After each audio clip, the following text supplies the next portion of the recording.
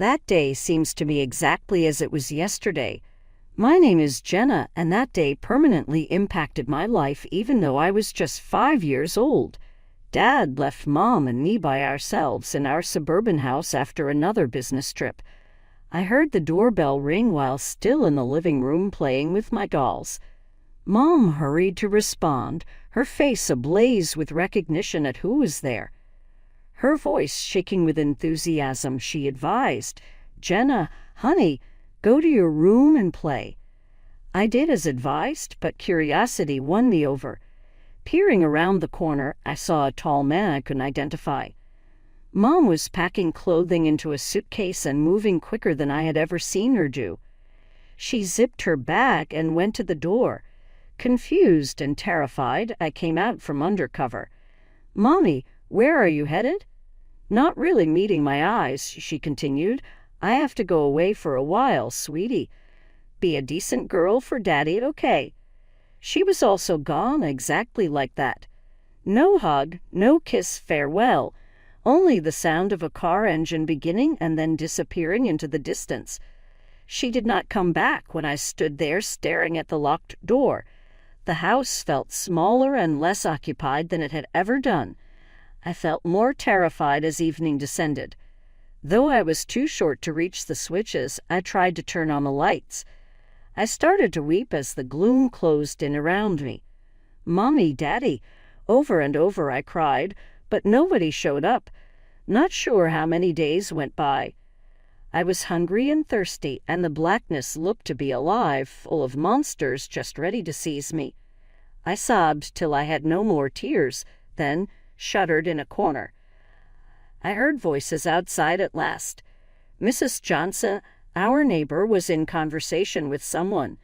She was stating, "I have been hearing a child crying for days. I worry something could have happened."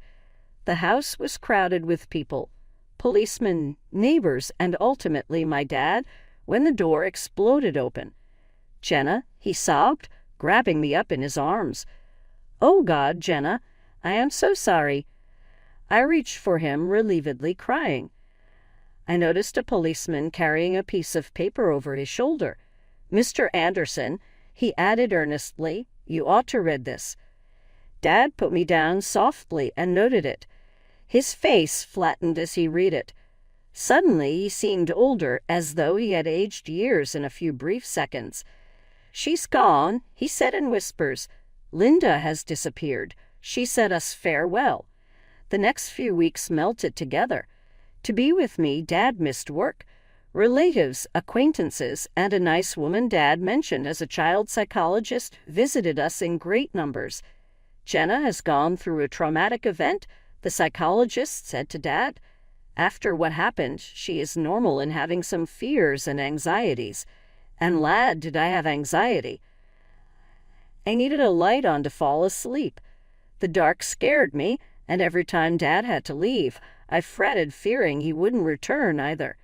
The anxiety never completely disappeared. It became ingrained in me as much as a component of my personality, based on my brown hair or green eyes. Jenna Anderson, the daughter whose mother left her, is terrified of the dark and constantly worries about being abandoned. Life descended into a new normal as the days stretched into weeks and the weeks into months. Dad and I teamed up 2 wise to negotiate this new planet without Mom. He started braiding my hair, badly at first, but improved with repetition. I figured out his preferred method of making his coffee. The day Dad made Helen. That changed the day Dad met Helen. Dad presented me to her when I was 7 years old. Helen's gentle gaze and friendly smile made me feel quite relaxed right away. Helen started to show up often in our life during the next several weeks. Something I valued more than I could say, she did not try to substitute my mother. Rather, she set out her own area in our small family. I once heard Dad on the phone chatting to her. "I believe it is time, Helen. Will you move in with us?" 2 weeks later, Helen moved in. She became something just as vital, a friend, rather than trying to be my mother. She always made sure my room had a nightlight, braided my hair far more beautifully than Dad could have, and helped me with my homework. Our lives altered in other respects as well as the years went by. Dad's business exploded, and we were suddenly relocating to a large new house in an elegant area. I obtained my own room with a view of the rear pool and a walk-in wardrobe. Some things, however, stayed the same. I slept through with a nightlight still. Every time Dad traveled on a business trip, I still fretted. And occasionally, late at night, I would find Dad staring at old pictures of Mom. Starting like any other day, my 10th birthday went. Helen's particular birthday custom for me is pancakes, so I woke up smelling them. Dad was home from work, and later we were organizing a modest celebration. Everything appeared to be in order. The doorbell then started to ring. I stopped as soon as I entered the living room. My mother stood there, appearing older but definitely identifiable. Beside her was a small child of 5 years old, wide-eyed, staring about and clutching a teddy bear. "Linda," Dad murmured, his voice strained. "What are you doing here?" Mom drew in a long breath. "Tom, I really apologize for everything. I know I have no right to be here," but she pointed to the young daughter. "Emma, here is you. She is your daughter, she is." The hall went quiet. I thought I might not be breathing. Dad's face moved through a spectrum of feelings: shock, rage, incredulity, then something else. "My daughter," he said one more. Mom nodded. "When I left, I was pregnant. At the time, I knew nothing. Tom, I swear, I have made quite a lot of mistakes. Emma deserves to know her father. I am not asking you to forgive me." Dad bent down to the level of the small child, and I watched. "Hi, Emma," he murmured softly. Your dad here is me." Emma gazed up at him warily. "Hi," she said quietly. I saw Helen palely standing in the doorway while Dad spoke to Emma. She turned and moved swiftly away. Though I felt grounded to the spot, I longed to follow her. The next few hours blurted together. Many adult conversations I was and intended to hear included tears and screaming voices. I hid in my room, holding my knees to my chest and attempting to sort through it all. Dad dropped by to chat to me later that evening. "Jenna," he said while perched on my bed's edge, "I realize this is a lot to absorb. Your mother has some quite large blunders. Emma, though, is innocent in all that is happening. Hurt is your sister. For Emma's sake, I have chosen to offer your mother still another opportunity." I watched Helen load her car from my window the following day. She turned to see me observing, tears in her eyes. She said farewell. I waved back, thinking of a piece of myself leaving with her. That same day, Emma and Mom moved in. Emma went to the guest room. Mom replaced her in Dad's room. It felt terrible, as though she were wiping off the last 5 years as though they never happened. The years that followed were mixed. Mom returned, but it was not the joyful family reunion I had in mind from my early years. She lavished Emma with love and attention, but with me there was always a distance, an uneasiness that never really disappeared. Regarding Emma, however, she was just young. She asked to be born into this mess, and I tried not to resent her, but it was difficult, especially when I saw how readily she fit Mom and Dad's existence in a manner I never seemed to. I was more than ready to head for college by the time I reached 18. I had decided to study zoology. Animals always made more sense to me than people. They had simple feelings and neat family histories. They did not criticize. They were simply what they were. My departure for college was a mixed bag day. Dad gave me a close hug with tearful eyes. "I'm quite proud of you, Jenna," he remarked. "You are going to do fantastic things." Mom gave me a stinging shoulder pat. "Good luck," she replied, her smile not quite reaching her eyes. Emma, then 13, rolled her eyes. "At last I get my own room," she said. I tried not to hear her, concentrating instead on Dad's cozy hug. School was freeing. I was free from the stress at home for the first time, that continual reminder of my complex family circumstances. I immersed myself into my studies and turned to the natural world and creatures for comfort. Still, I battled socially even though I was a gifted student. Years of being an outsider in my own family had left their traces. I was timid, subdued, constantly terrified of approaching people too closely. Suppose they left as Mom had done? Suppose they replaced me like Emma seems to have done? Rather, I solace came from the college's little zoo. In free time, I volunteered there tending to the animals. My favorite was a very cranky elderly llama called Larry.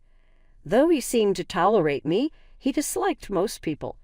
Before I knew it, I was graduating from college. The years there sped by, scanning the audience as I stood in my cap and gown with a certificate in hand. Dad was there, shining with pride. Emma and Mom were also there, gently applauding. "Congratulations, Jenna," Mom said with a stiffy. "Well, after our conversations, your father and I believe it's time you began looking for your own flat. You know, fly with your wings." I thought I had been gutly punched. Looking at Dad, expecting he would oppose her, he simply turned away with a painful grimace. "Right," I said, attempting to keep my voice constant. "Of course, I will start looking straight now." The days right after my graduation were tough. Though it felt everything from friendly, I was back in my childhood house. Dad did his utmost to put me at ease, but Mom and Emma made it abundantly evident that I was an unwelcome visitor. "Jenna, have you yet begun job search?" Mom would ask over breakfast in a tone that seemed overly nice. "You know it's crucial to arrive early with foot in the door." Emma would interject, "Yeah, and maybe you could find your own place too." Around here, it is becoming really cramped. The toughest nights were nights. Emma never noticed that I still needed my nightlight to sleep. She burst into my room one evening as I was getting ready for bed. She laughed sarcastically and gestured towards my nightlight. "Given your 22 years, you still need that. Why then do you not have any friends?" Shame caused my cheeks to flush. Mumbled, "Leave me alone, Emma." Emma was still not done, though. She brought it up once more, this time fronting everyone, at dinner the next day. "Hey, Mom, Dad," she remarked, her voice oozing with sarcastic concern. "Jenna ought to see a therapist or something, right? She is an adult who can't make friends and fears the dark. Right, that is not usual." I sensed something snapping inside of me. Years of pent-up resentment and hurt erupted. "Emma, you want to know why I am like this?" With shaking in my voice, I said, "It is because my mother left me alone in a dark, empty house for days when I was 5. What effects on a child do you know of?" The table turned quiet. Dad turned down his plate, his face a mask of sorrow and suffering. Mom's eyes grew shocked, then rapidly became wet. "How dare you?" she sobbed, her voice suddenly loud. "How would you be so hateful and nasty? This is how you honor me. I have worked so hard to atone, to be a family again." I knew something as Mom's sobbing outburst went on, and Emma grinned triumphantly. I could not live here any more. This was not my house. These were not really my family either. I threw myself into job hunting with fresh intensity that day on. Then, at last, a sliver of optimism. I had an interview set for a little animal rehabilitation center. Though not glitzy, it was a beginning. That morning I left the house cautiously hopeful. But when I got there, I discovered a quickly handwritten note on the door. "Events unanticipated cause cancellation of interviews. We sincerely apologize for any trouble." Let down, I left early than planned for home. Mom and Emma, deep in conversation, could be heard in the living room as I unlocked the front door. I heard my name and almost started to declare my presence. If Jenna weren't around at all, Emma was said. I mean, she deserves none of Dad's money. It is unfair. She is not even essentially a member of this family. Mom said, her voice calming, "I know, sweetheart." Still, we have to exercise patience. Convince your father to change his will once she moves out will be simpler. We just have to keep urging her to go. I thought I had been submerged in icy water. They wanted me gone from the family totally, not only from the house. And they also wanted my inheritance. Sitting on my bed, my mind flew. What action ought I to take? Should I forward this to Dad? But would he believe me above Emma and Mom? Though he loved Mom, he had forgotten her for deserting us. Perhaps he would side with them. My first lucky break came when I happened into a job advertising the city zoo. Their initiative for wildlife restoration called for a zoologist to help. Though not glamorous, it was exactly what I had been taught. I applied right away, and to my astonishment and happiness, I was contacted to interview. On the day of the interview, I stood in front of the main gate of the zoo, inhaling deeply to relax my anxiety. The interview turned out better than I could have dreamed. Driven by knowledge and enthusiasm, the lead zoologist, Dr. Martinez, looked taken aback. Jenna smiled warmly and added, "You have the job. Welcome to the team." I could have relievedly started to cry. At last, something was turning out perfectly.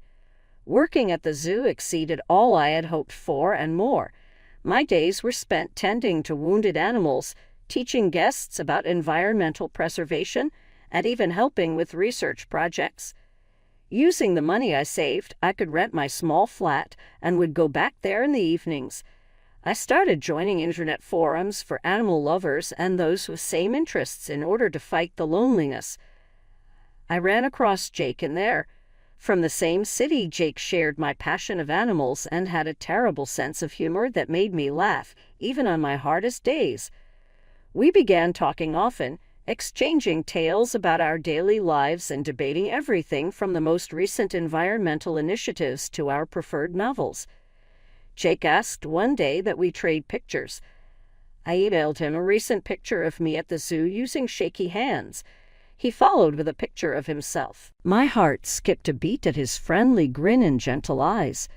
Though I loved our conversations, the thought of getting together personally or even owning my developing emotions scared me. What if, once he came to know the actual me, he turned me away? Suppose he departed, as Mom had done. I began corresponding with Lily, a girl I met on a support group for those suffering from childhood trauma about this time. She sensed my worries in a manner none else could. "You know what keeps me going?" One day Lily composed a letter. I send emails to those I would not be able to meet in person. Though I don't say it, I pour out everything I am feeling, all the things I wish I could say. I preserve them simply as drafts. She finds great cathartic release from it. Following Lily's guidance, I began emailing Dad. I told him everything about overhearing Mom and Emma's chat, about how I felt that he lacked awareness of me anymore, about how I felt like an alien in my own family. I began also writing to Jake. I let myself be vulnerable in these emails in a manner I could not be in our conversations.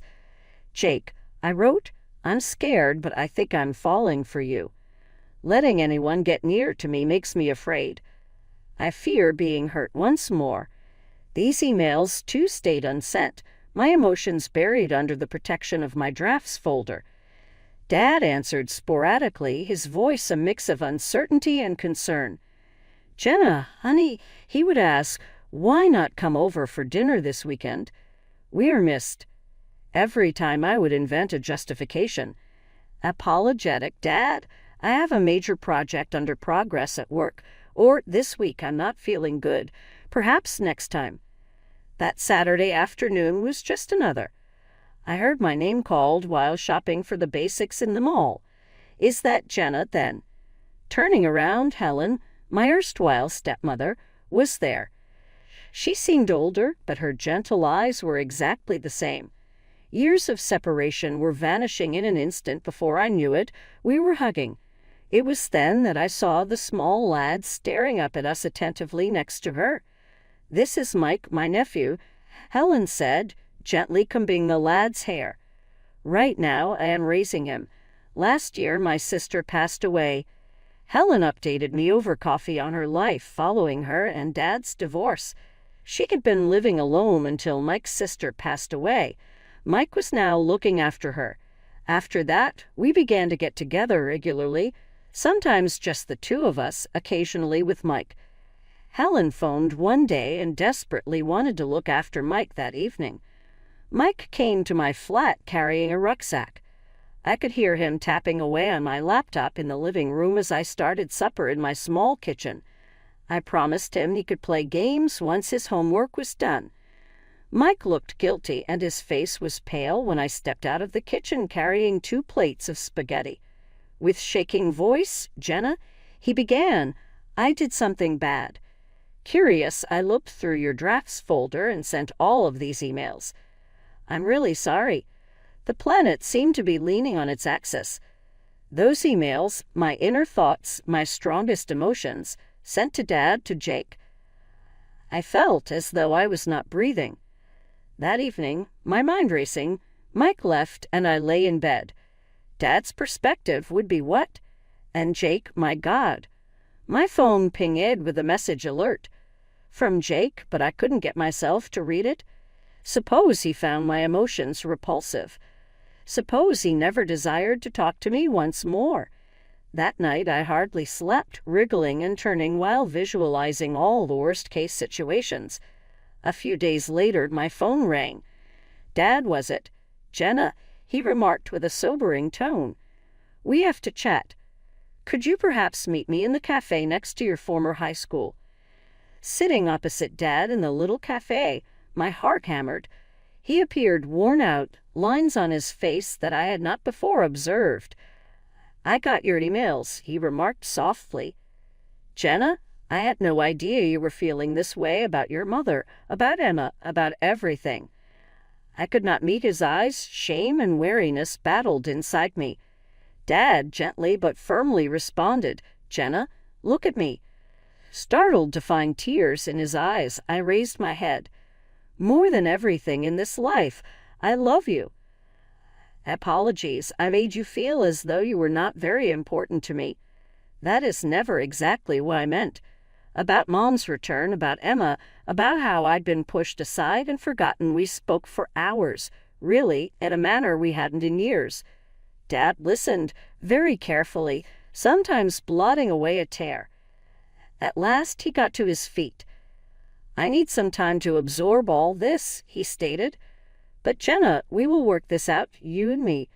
I commit." Relief and anxiety mixed together as I watched him go. Now what?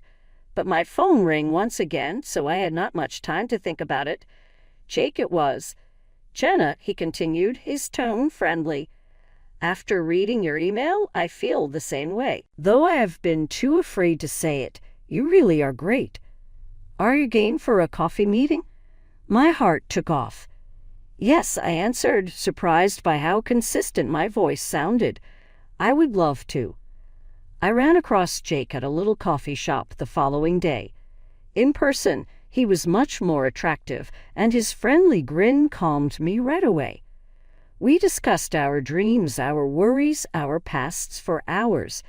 I felt actually seen and understood for the first time in years. One cool morning, my phone rang as autumn's leaves started to fall. "Dad, was it? Jenna," he continued, his voice friendly but with an undercurrent of something I couldn't exactly identify. "Would you kindly come to Thanksgiving dinner? Having you here is very significant." Something in his voice let me agree. Thanksgiving Day dawned, and my heart thumping, I stood on the front porch of my boyhood house. Though Jake had volunteered to accompany me for encouragement, I thought I should be facing this on my own. Mom answered the door. Her grin fell short of her eyes. "Jenna, how good of you to come see us." Emma, curled on the couch, hardly turned from her phone. "You came, really." Dad came out of the kitchen, hugging me gently. He said, "I'm glad you're here, sweetheart," softly. There was obvious tension as we sat down to supper. Emma and Mom looked at one another, their grins forced and fake. Dad, on the other hand, appeared strangely quiet.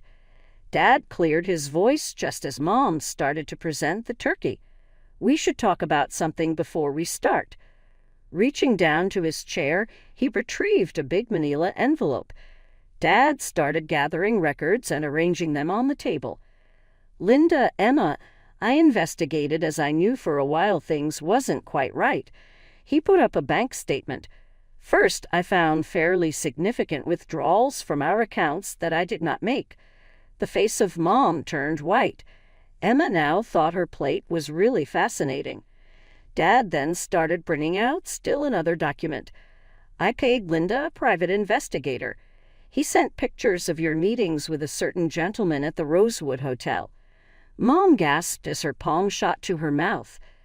"Tom, I can explain." Dad still had work to do, though.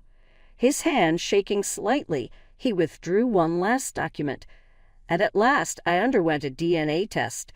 Emma is not my daughter biologically." The chamber grew quiet. Emma's phone landed on the floor, clattering.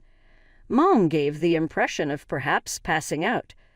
"I've already talked to my lawyer," Dad remarked, his voice firm despite the emotional resonance in his eyes. "Linda, I'm filing for divorce, and I'm afraid I'll have to ask Emma and you to leave this house." Mom found her voice shock replaced by rage. "You are unable of doing this. I'll take you for everything you have." Dad's face grew stiffer. "Actually, Linda, you wouldn't. Should you seek to claim any property, I will countersue and demand back off of all the money you have taken plus what I have spent raising Emma. My attorney guarantees me I have a quite solid case." As Mom realized the truth of the matter, tears flowed down her face. Emma sat in startled quiet, her life falling apart all around her. Mom and Emma moved out the next few days. Dad and I started to reconstruct our bond, stronger than it had ever been. Every week we had dinners, lengthy conversations, and even began organizing a road trip between father and daughter. Over coffee one day, Dad cautiously mentioned Helen. "I have been thinking a lot about the past, about the mistakes I made," he added. "I apologized to Helen by getting in touch. We have been meeting for coffee to work through things." I grinned, actually pleased for him. "That's excellent, Dad.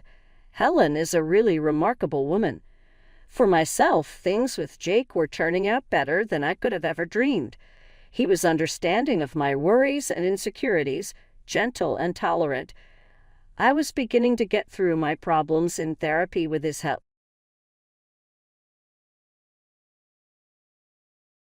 Hey there, I'm Opilia. I'm a 32-year-old freelance graphic designer, and lately my business has been on fire.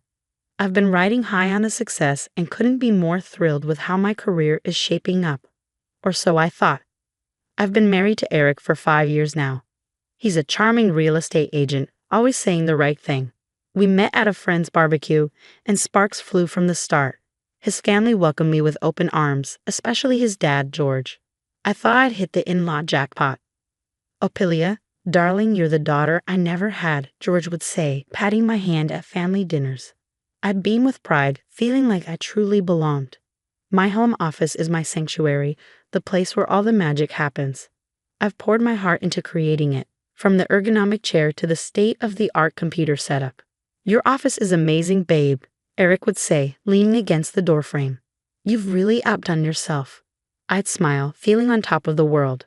But lately, there's been an odd edge to his compliments, as if he's forcing the words out. My best friend, Lydia, noticed it too. Over coffee last week, she asked, "Is everything okay with Eric? He seemed a bit off at your birthday party." I shrugged it off, saying, "Oh, he's just stressed about work, you know how it is." But truthfully, I noticed things too. Little comments, the way his jaw tightens when I talk about a successful project, the subtle eye roll when I mention a new client. Eric's sister, Melissa, has always been supportive, but lately she's been checking in more often. "How are things with you and Eric?" she'd ask, her voice full of concern. I'd assure her everything was fine, but deep down, I was starting to wonder. Then there's George. He's always been a bit intense, but recently, I've caught him watching me with a calculating look. "You know, Pilia," he said at our last family dinner, "it's admirable how you've built your business. But don't you think it's time to slow down? Maybe start thinking about a family? I laughed it off, but the comment stuck with me. Why would I need to slow down? My business is thriving, and Eric and I had agreed we weren't ready for kids yet, or at least I thought we had. As I sit here in my office, staring at the screen, I can't shake the feeling that something's not right. The perfect life I thought I had is starting to feel like an illusion, and I'm not sure how much longer I can keep pretending everything's okay. But hey, that's life, right? Just when you think you've got it all figured out, bam, the rug gets pulled out from under you.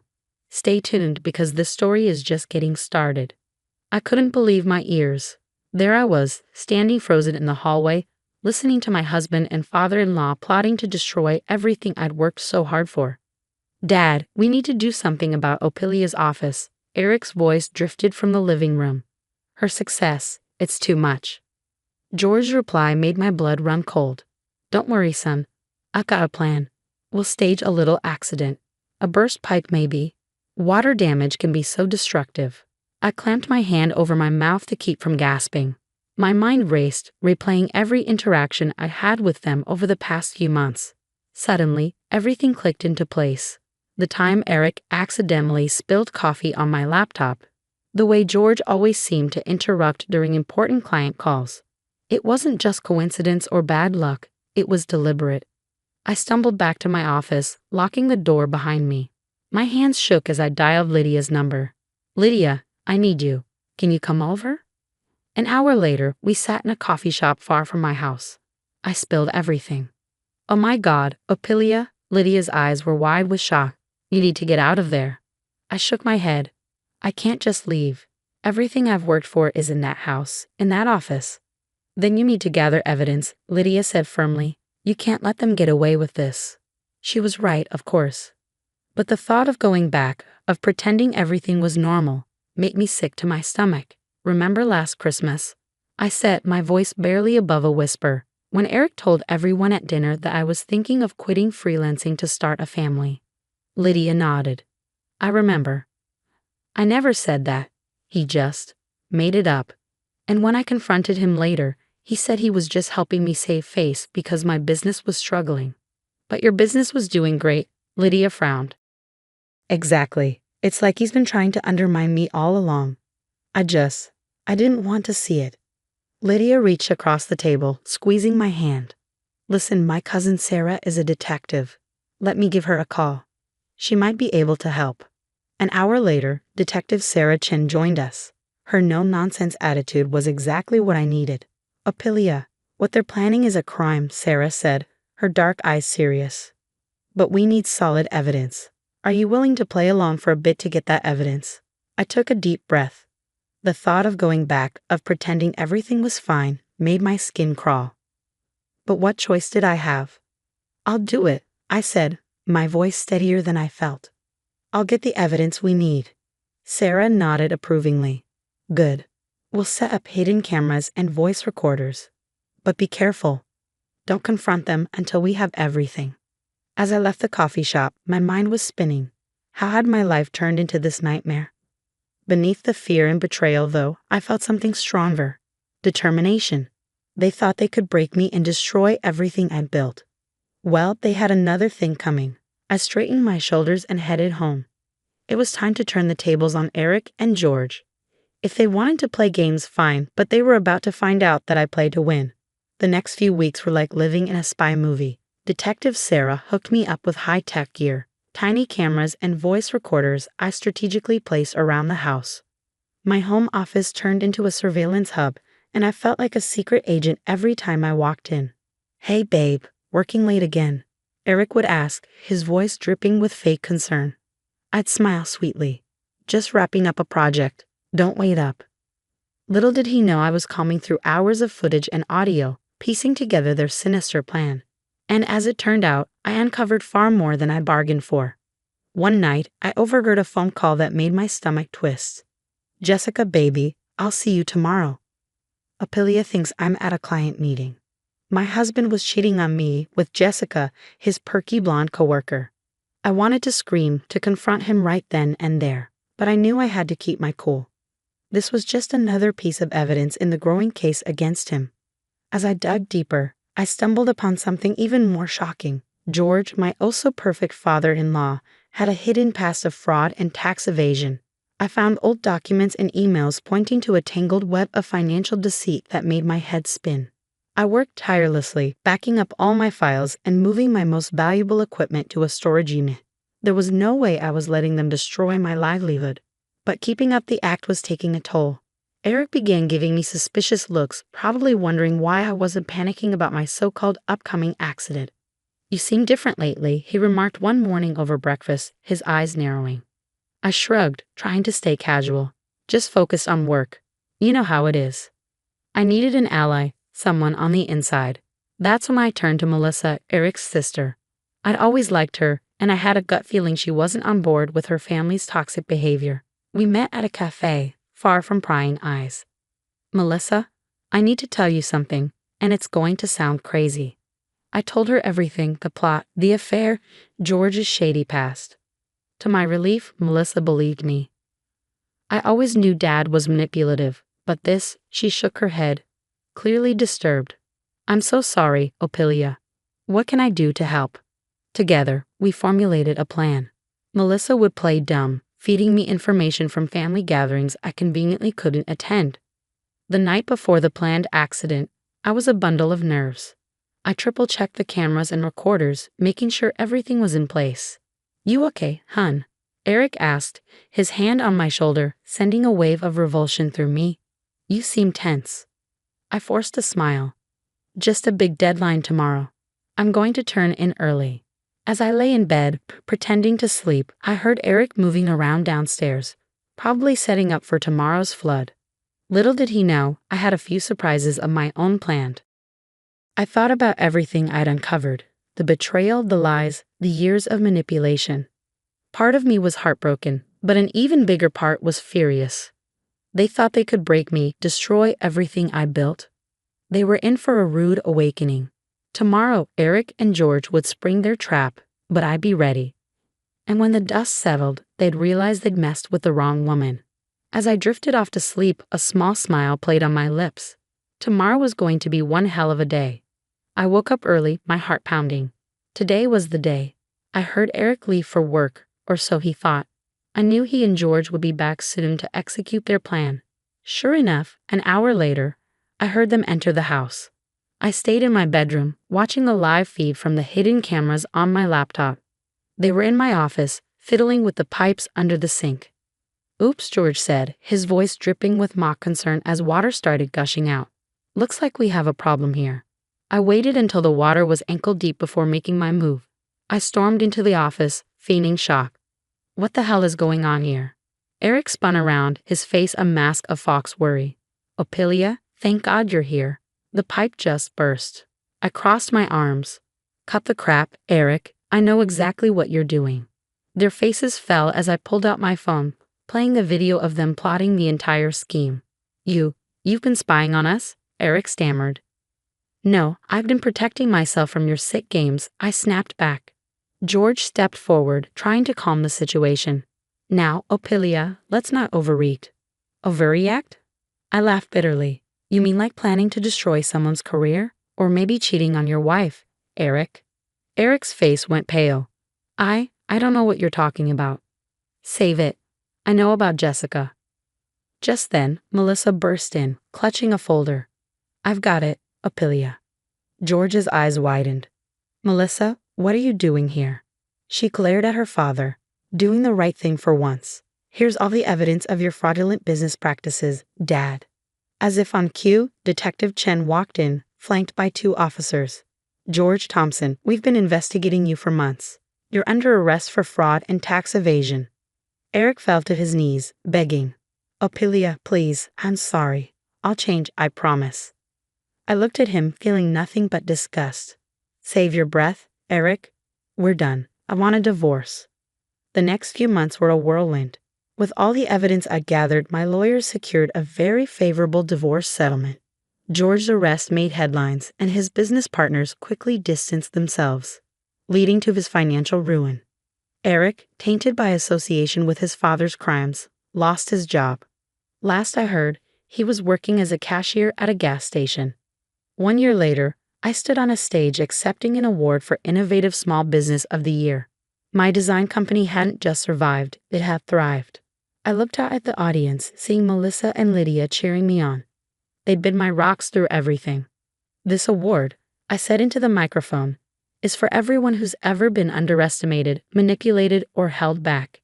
Your setbacks don't define you, your resilience does.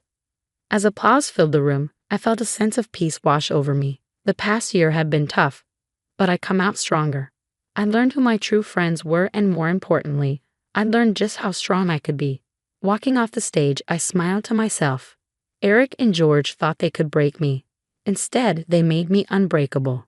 And as for me, I was just getting started. The story has ended, but I'd love to know your thoughts. If you discovered your partner was secretly plotting to sabotage your career, would you confront them immediately or gather evidence first? What would you do differently from Mopilia? Share your thoughts in the comments below.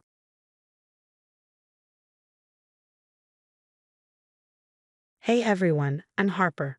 I'm about to graduate from one of the top universities in the country with a degree in computer science.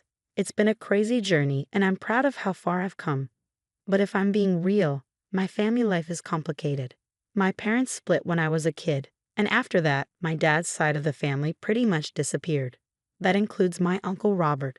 I have these vague memories of him visiting when I was little. There was one time he helped us out during a rough patch, but it's all kind of hazy now. As graduation gets closer, I've been thinking a lot about the past. I've worked so hard these last 4 years, but there's this nagging feeling that something's missing. Hey Jess, you okay? That's Mike, my boyfriend. He's been my rock through all the madness of college. Yeah, I'm good. Just thinking about family stuff, I say, trying to brush it off. Your dad's side again? He asks, raising an eyebrow. I nod, chewing on my lip. I was thinking about inviting Uncle Robert to graduation. I admit, testing the waters. Mike gives me a skeptical look. The estranged uncle? Are you sure that's a good idea? I don't know. Maybe it's time to try and rebuild some bridges. I pull out my phone and start scrolling through social media, searching for him. It takes a while, but I finally find Uncle Robert's profile. My finger hovers over the message button. What's the worst that could happen? I mumble as I type out an invite. Life goes on. I'm juggling finals, prepping for job interviews, and trying to hold onto my sanity. A few days later, my phone pings. It's Uncle Robert. He accepted the invite. Holy crap, I say out loud, staring at my screen. What's up? Mike asks, glancing up from his textbook. Uncle Robert, he's coming to the graduation. Mike sets his book aside. Wow. How do you feel about that? I let out a shaky breath. Nervous, excited, I don't know. It's weird, right? A little, but hey, if this is what you want, I've got your back. Graduation day comes faster than I expected. My hands are shaking as I adjust my cap one last time. My best friend Alicia gives my arm a reassuring squeeze. You ready, Jess? As ready as I'll ever be, I reply, trying to calm the butterflies in my stomach. The ceremony feels like a blur. Before I know it, I'm walking across the stage, diploma in hand. I scan the crowd and spot my mom, her face glowing with pride. Then I see him, Uncle Robert, sitting a few rows back. He actually came. After the ceremony, I'm swept up in a sea of hugs and congratulations. My mom pulls me into a tight embrace, tears in her eyes. I'm so proud of you, sweetie. Thanks, Mom. I couldn't have done it without you. That's when I see Uncle Robert making his way toward me. He looks older than I remember, more gray in his hair now. Jess, congratulations. Thanks for coming, Uncle Robert. It really means a lot. He nods, then glances around. Can we talk privately for a moment? Curiosity gets the better of me, so I follow him to a quieter corner. That's when his demeanor shifts. So about that loan I gave your mother 10 years ago, he says. I blink, caught off guard. Loan? What loan? The $5,000 I lent her for your education. It's time to pay up. My jaw drops. I don't know anything about that. Are you sure? His face hardens. Of course I'm sure. Your mother promised she'd pay me back, and since it was for your education, I figure you should be the one to repay it. I'm stunned. This can't be happening, not today of all days. Uncle Robert, I just graduated. I don't have that kind of money. His voice rises. Well, you better figure it out. I didn't come here just for the ceremony, you know. People are starting to stare. I can feel my face heating up in embarrassment. Please, can we talk about this later? This isn't the time or place. No, we'll discuss it now, he snaps. That's when my mom notices the commotion and hurries over. Robert, what's going on? Uncle Robert turns to her, his tone sharp. Perfect timing, Lisa. Care to explain why your daughter hasn't paid me back? Mom's face pales. Robert, not here. Not now. Why not? It seems like the perfect time to me. The family's all together. Isn't that nice? His sarcasm cuts through the air. I look between them, completely lost. Can someone please tell me what's going on? Mom sighs. Honey, it's complicated. Your uncle did help us out a long time ago, but nothing. Uncle Robert cuts her off. I gave you that money in good faith, and you promised to pay it back. I see Mike pushing his way through the crowd, worry etched across his face. Everything okay here? He asks. Before I can answer, Uncle Robert scoffs. Oh great, the boyfriend. Did you know you're dating a freeloader? Excuse me? Mike's voice drops dangerously low. This is spiraling out of control. Everyone please, can we just take a breath? I say, trying to defuse the situation. Uncle Robert, I had no idea about this loan, and I'm sorry, but I can't pay you back right now. Maybe we can work something out later. Later? I've waited 10 years. Your mother's been dodging me, and now you're trying to do the same, he snaps. Mom steps between us. That's enough, Robert. You want to talk about the past? Fine, my mom's voice shakes with anger. Let's talk about how you manipulated Dad into changing his will. Or how about the money you borrowed from Aunt Sarah and never paid back? The air between them crackles, years of buried tensions rising to the surface like an electric storm. I'm caught in the middle of it all, watching helplessly as what should have been the happiest day of my life unravels into chaos. As I stand there, my heart pounding, I can't help but wonder what other secrets have been buried, hidden in the tangled web of my family's past. The graduation disaster left me reeling. Even after the crowd had dispersed and I was back home, I couldn't shake the feeling that there was more to the story than just an unpaid loan. So I decided to start digging. Mom, we need to talk about Uncle Robert, I said one evening, sitting down at the kitchen table, the weight of unresolved questions pressing on me. She sighed, her face etched with exhaustion. I was hoping we could just forget about all of that. I can't. Not until I know the truth. What really happened with that loan? For a moment, she hesitated, then slowly reached for a box of old documents from a cupboard. It's a long story, Jess. Are you sure you want to hear it? I'm sure. We sifted through faded bank statements and worn-out letters, my stomach twisting with every new discovery. A pattern started to emerge. Uncle Robert's name, always tied to some kind of money problem. He didn't just lend us money, did he?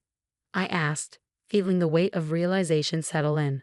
Mom shook her head, her eyes filled with regret. No, he didn't. After your father left, Robert swooped in like he was some kind of savior. He offered to help with the bills, but there was always a catch. He guilt me into paying for his car repairs or covering his rent. It was never ending. A surge of anger shot through me. Why didn't you tell me? She sighed, looking down. I was embarrassed, Jess. I thought I could handle it on my own. The next day, I decided to call my grandmother. Her voice trembled on the other end of the line as she shared her own experiences. Robert, he's always been good at manipulating people. He convinced your grandfather to change his will, leaving everything to him. We didn't find out until it was too late. The puzzle pieces were starting to fall into place, but I knew I needed more. I had to reach out to Aunt Sarah, someone I hadn't spoken to in years. When I called, I could hear the surprise in her voice. Jessica, is that really you? Hi, Aunt Sarah. I'm sorry to bother you, but I need to ask you something about Uncle Robert. There was a long pause on the other end of the line. What do you want to know? Everything. For the next hour, Aunt Sarah poured out years of frustration and hurt. Robert had borrowed money from her, promising to pay it back with interest. He never did. Instead, he spread rumors, turning the family against her. I'm so sorry, Aunt Sarah. I had no idea. It's not your fault, sweetie, she sighed. Robert's always been good at covering his tracks. As I dug deeper into Robert's deceptions, my personal life started to unravel. Mike and I argued when I canceled our date night to continue my investigation. Jess, I get that this is important, but you can't let it consume you, he said, frustration clear in his voice. You don't understand. This isn't just about me, it's about my whole family. I'm trying to understand, but you're shutting me out. He was right, but I couldn't stop now. I was close to unraveling the whole truth. My job search was suffering too. I bombed an interview, too distracted by a lead I'd uncovered about Robert's business dealings. I'm sorry, but you're not the right fit for this company, the interviewer said, disappointment in her tone. I left the office feeling crushed. Was I sacrificing my future to expose the past? That night, I spread out all the evidence I gathered across my bedroom floor. Bank statements, emails, handwritten notes. It all led to one undeniable conclusion. Uncle Robert hadn't just manipulated my mom and Aunt Sarah, he'd been exploiting the entire family for years. I picked up my phone, my thumb hovering over Mike's number. I needed to talk to someone, but I hesitated. Would this only drive a bigger wedge between us? As I sat there, surrounded by the wreckage of my family's past, I realized I had a choice. I could keep digging, potentially destroying my relationships and future, or I could let it go. But then I thought of my mom, my grandmother, Aunt Sarah, all the people Robert had hurt. They deserved justice, and I was the only one who could make it happen. Taking a deep breath, I dialed Mike's number. It was time to let him in on everything. Whatever came next, I couldn't face it alone. After weeks of planning, the day of the family reunion finally arrived. My heart pounded as I watched everyone file into the rented hall, including Uncle Robert. Thanks for organizing this, Jess, my mom said, squeezing my hand. I nodded, trying to calm my nerves. It's time we cleared the air. Once everyone was seated, I stood up. I know you're all wondering why I called this reunion. The truth is, we've been living with a lie for too long.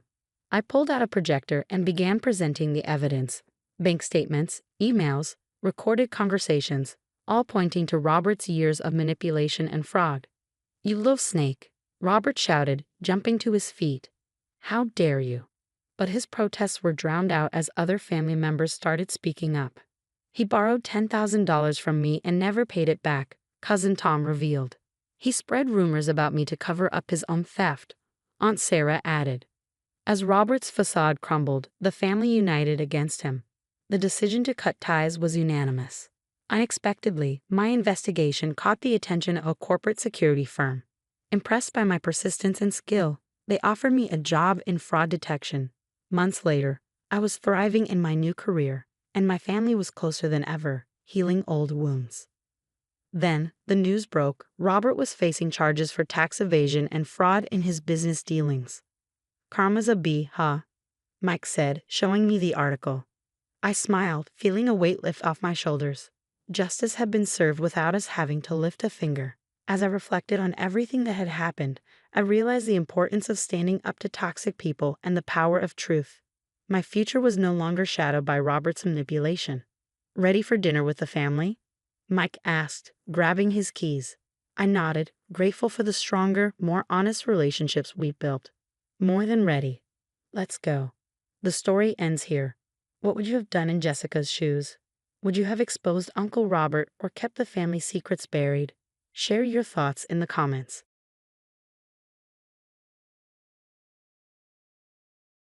Hey there, I'm Maddie. I've got a story that'll make your head spin. I'm 28, living in my childhood home, and my world is about to be turned upside down. My mom, Linda, the sweetest soul you'd ever meet, has been battling cancer for months. It's been heartbreaking watching her fade away, but I wouldn't be anywhere else. 5 years ago, Mom married Robert Walsh. He seemed like a decent guy at first, always smiling and bringing her flowers. But everything changed when his son Eric moved in. He's as warm as a block of ice. Maddie, honey, could you bring me some water? Mom's voice breaks through my thoughts. I rush to her bedside. Of course, Mom. How are you feeling? She smiles weakly. Oh, just tired. I can't ignore how frail she looks. The doctors gave her weeks, maybe less. It's killing me inside, but I put on a brave face for her. As I help her sip some water, I hear hushed voices coming from the hallway. Robert and Eric again. They've been having these secretive chats more often lately. Everything okay out there? I call out. Eric's head appears in the doorway, his face expressionless. Just discussing some business. Nothing for you to worry about. I bite my tongue. There's something about Eric that puts me on edge. Maybe it's the way he looks at me, like I'm just an inconvenience, or how he's always whispering with his dad. Later that evening, as I'm making dinner, Robert corners me in the kitchen. Maddie, we need to talk about what happens after. I freeze, the knife hovering over the carrots I'm chopping. After what? He clears his throat, looking uncomfortable. You know, after your mother. I cut him off. I can't think about that right now. She needs me. Robert nods, but there's something in his eyes I can't quite place. Of course. We'll discuss it later. As he walks away, I can't shake the feeling that something's not right. But I push it down. Mom needs me focused on her, not on my suspicions about my stepdad and stepbrother. That night, I'm sitting by Mom's bed, holding her hand while she sleeps. I catch a glimpse of Eric watching us from the doorway, a strange, calculating look on his face. It sends a shiver down my spine. What? I hiss at him. He shrugs. Nothing, just checking in. But as he walks away, I feel the walls closing in. There's a storm coming, I can feel it. And somehow, I know I'm not going to like what it brings. The beeping of the heart monitor is slowing. I hold Mom's hand tighter, trying to memorize every line on her face. Remember when we used to go to the beach every summer? I whisper, fighting back tears. You always said our house was like that, a place we'd always come back to, no matter what. Mom's eyes flutter open, a faint smile on her lips. Maddie, my sweet girl. Those were her last words. The monitor flatlined, and just like that, she was gone. I broke down, sobbing uncontrollably. Robert placed a hand on my shoulder. Maddie, I'm so sorry. I barely heard him through my grief. Eric stood in the corner, his face unreadable. As the doctor confirmed Mom's passing, Eric stepped forward. Maddie, there's something you need to see. He handed me a stack of papers. I stared at them, uncomprehending. What is this? Robert cleared his throat. Your mother made some changes to her will before she passed. I flipped through the documents, my heart sinking with each page. This can't be right. It says everything goes to you, Robert, and then I have to vacate the property within 24 hours. Eric nodded. Those are the eviction papers. I'm sorry, but you need to leave. I looked at them in disbelief. This is a joke, right? Mom would never do this to me. Robert sighed. I'm afraid it's all legal, Maddie. Linda and I discussed this. She wanted to make sure I was taken care of. Taken care of? What about me? This was my home, she promised. My voice broke as the reality set in. Mom had betrayed me. She left me with nothing. Why? I demanded, tears streaming down my face. Why would she do this? Robert looked uncomfortable. She felt you needed to stand on your own 2 feet, that you'd relied on her for too long. Each word was like a knife to my heart. Had Mom really thought so little of me? Eric stepped forward. You need to start packing. We'll give you until tomorrow evening, but then you have to be out. I couldn't believe what I was hearing. My mother just died, and you're kicking me out. Where am I supposed to go? Robert shrugged. I'm sure you have friends you can stay with. We're being more than fair. Fair? I whispered, more to myself than to them. Eric's voice was cold. Life isn't fair, Maddie. It's time you learned that. I spent that night in a daze, packing what I could into suitcases and boxes. With each item I put away, another memory surfaced, now tainted by betrayal. As dawn broke, I stood in the driveway, my car loaded with what little I could take. Robert and Eric watched from the porch. I hope you're happy, I spat at them. Robert had the decency to look ashamed. Eric just stared, impassive. As I drove away from the only home I'd ever known, I couldn't stop the tears. Mom was gone, and with her, everything I thought I knew about love and family. I had nowhere to go, no plan. All I knew was that the person I trusted most in the world had betrayed me, and I was completely, utterly alone. I've been crashing on Megan's couch for weeks now. Every morning, I wake up hoping it's all just a nightmare. But reality hits hard when I open my eyes to an unfamiliar ceiling. Maddie, I made breakfast. You should eat something. Megan calls from the kitchen. I drag myself off the couch, feeling like a ghost in my own life. I'm not hungry. Megan sighs, pushing a plate towards me anyway. You need to keep your strength up. I pick at the food, my mind drifting back to Mom. A memory surfaces, her teaching me how to make pancakes on a lazy Sunday morning. The happiness in that moment now feels like a cruel joke. I just don't understand, I mutter, more to myself than to Megan. How could she do this to me? Megan sits beside me, her face full of concern. Maybe there's more to the story. Have you tried talking to Robert again? The thought of facing Robert or Eric makes my stomach churn. What's the point? The will was clear, she left me with nothing. My phone buzzes, another missed call from a potential employer. I've been ignoring them all. What's the use of building a career when everything can be taken away in an instant? You should call them back, Megan urges. Getting back to work might help. I shake my head. I can't. I can't do anything right now. Later that day, I find myself staring at old photos. Mom and me at my college graduation, both of us beaming with pride. Now I wonder if she was just putting on an act. Did she ever really believe in me? Megan finds me surrounded by scattered pictures, tears streaming down my face. Oh, Maddie, she says softly, sitting beside me. What if she never loved me? I choke out. What if everything was a lie? Megan puts an arm around me. That's not true. Your mom loved you so much. But her words feel hollow. If Mom loved me, how could she leave me homeless and penniless? Days blur together. I barely leave the apartment. Megan tries to get me to go out, to see other friends, but I can't bear the thought of facing the world. One night, after Megan's gone to bed, I find myself packing a bag. Maybe if I just leave, start over somewhere new, I can escape this pain. As I'm zipping up the bag, Megan appears in the doorway. What are you doing? I can't stay here anymore. I sag, my voice barely above a whisper. I have nothing left here. Megan's eyes fill with tears. You have me. Please, Maddie, don't go. I pause, my hand on the doorknob. Part of me wants to run, to keep running until I can't feel this pain anymore. But another part, a tiny voice in the back of my mind, tells me to stay. I don't know who I am anymore. I admit, my voice breaking. Everything I thought I knew, it's all gone. Megan takes my bag gently. Then we'll figure it out together. You're not alone in this, Maddie. I let her lead me back to the couch, feeling utterly lost and broken. As I lay there in the dark, I wonder if I'll ever feel whole again. Mom's betrayal has left a wound so deep, I'm not sure it will ever heal. I decide to stay, not because I have hope, but because I have nowhere else to go. Tomorrow is just another day of trying to piece together the shattered remnants of my life, wondering if I'll ever understand why the person I loved most in the world could hurt me so deeply. It's been 6 months since Mom died, and I'm still stuck in this fog of grief and anger. I've managed to land a small graphic design gig, but my heart's not in it. Every day feels like I'm just going through the motions. My phone rings, an unknown number. I almost ignore it, but something makes me answer.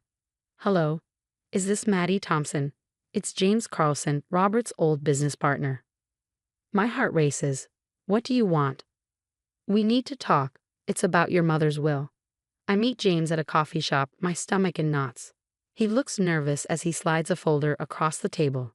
I can't keep quiet anymore. Robert, he forged your mother's will.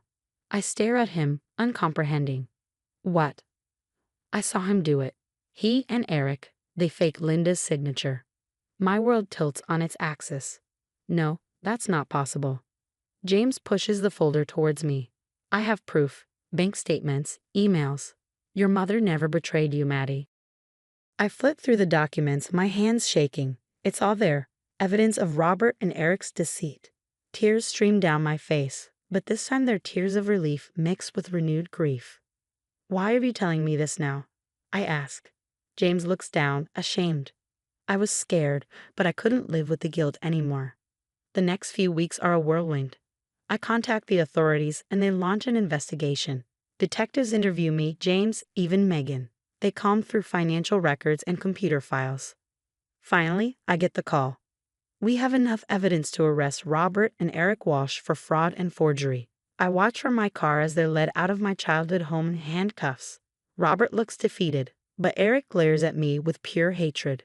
I feel nothing but a grim satisfaction. Stepping back into the house for the first time in months, memories flood back, but now they're not tainted with betrayal. I run my hand along the familiar walls, feeling like I can finally breathe again. In Mom's old room, I find something tucked behind her dresser, an envelope with my name on it. My hands tremble as I open it. My dearest Maddie, if you're reading this, I'm gone. I want you to know how much I love you. You were the light of my life, and I'm so proud of the woman you've become. This house is yours, as it always should be. It's your safe haven, just like we always said. Never doubt my love for you. Always and forever, Mom. I clutched the letter to my chest, sobbing. All the pain, all the doubt, it washes away in that moment. Mom never betrayed me. She loved me until the very end.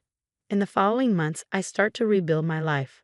I throw myself into my design work, finding joy and creativity again. But more than that, I find purpose in helping others. I begin volunteering at a support group for victims of family fraud, sharing my story, listening to others. It helps me process my own experience.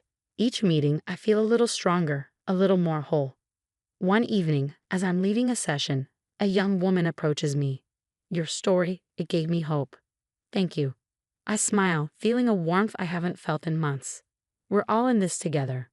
As I drive home to my home, the one Mom wanted me to have, I realize that while the pain will never fully go away, I'm no longer defined by it. Mom's love was real, and it's still with me. It's in every corner of this house, in every memory we shared. I may have lost her, but I found myself again. And I know, wherever she is, Mom is proud of me for standing strong and helping others find their way out of the darkness. This is my new beginning, and I'm ready to embrace it. Now, I have a question for you. If you were in my shoes, would you have forgiven Robert and Eric for their betrayal, or would you have pushed for the harshest possible punishment? What do you think is the right balance between justice and mercy in cases of family fraud? Share your thoughts in the comments below.